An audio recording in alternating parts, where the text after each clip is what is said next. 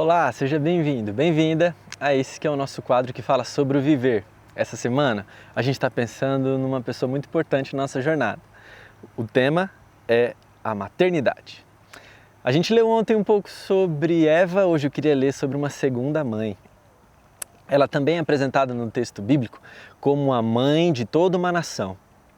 É curioso porque quando Deus fala do seu marido, e ele é bem famoso, a gente encontra algumas características importantes. Quer ver só?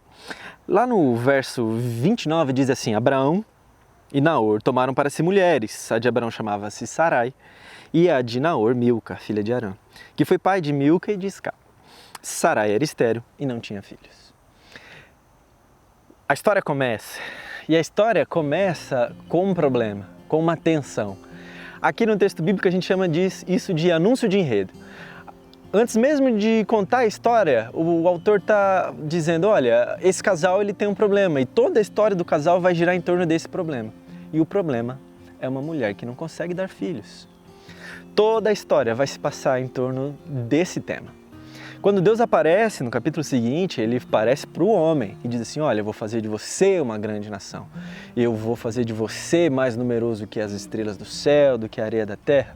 E aparentemente essa mulher que não consegue dar filhos, ela está à margem da história. A única característica positiva dela é sua beleza, que no próprio capítulo 12 é um problema, porque o marido tem que mentir, tamanho o medo que ele tem de tão bonita que ela é quando eles vão para o Egito. Então, essa mulher, que a sua beleza inclusive é uma maldição, que não pode dar filhos, que é o problema da casa, fica à margem da história. O marido Deus aparece uma vez para o marido, 2, 3 vezes, e ela está em qualquer canto. Mas, no capítulo 18, Deus então agora visita pessoalmente esse lar. É curioso porque Abraão reconhece que é o Senhor e 2 anjos se prostram em terra e falam, olha, fiquem um tempo aqui que eu quero receber vocês. Então ele corre atrás das coisas, ele prepara um jantar, ele prepara a casa, ele pede para sua esposa ajudar ele a preparar o alimento para aqueles convidados. Quando o anjo do Senhor senta junto com Abraão, ele faz uma pergunta. Ele pergunta assim, então perguntaram, Sara, tua mulher, onde está? Ele respondeu, está aí na tenda. Disse um deles, certamente voltarei daqui a 1 ano. E Sara, a tua mulher, dará à luz a um filho. Abraão tentou muita coisa. Mas quando Deus aparece, ele diz assim, Abraão, eu vim aqui. Você arrumou um monte de coisa, você arrumou um jantar, você arrumou a casa. E sabe quando você recebe uma visita, você quer ter tudo no jeito, tudo bonito? Então é isso que Abraão queria, ele queria dar o melhor. Mas quando ele senta para comer, a primeira coisa que ele pergunta é, cadê sua mulher?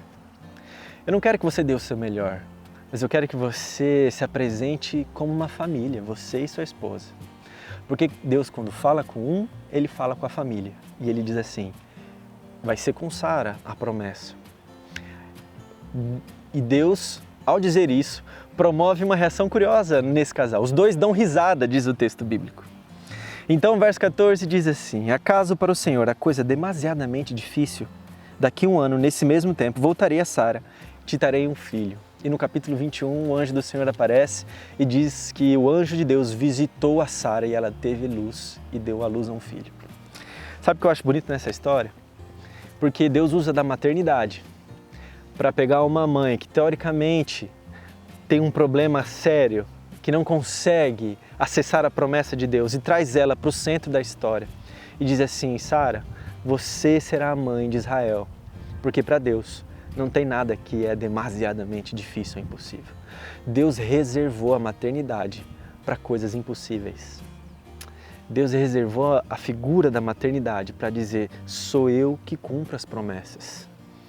Então, mãe, para você que está com o coração angustiado, para você que tem uma mãe e talvez passando por alguma situação, eu queria lembrar você que Deus reserva as promessas impossíveis e o cumprimento delas na figura de uma mãe, porque Ele tem poder suficiente para fazer de uma estéril mãe de filhos.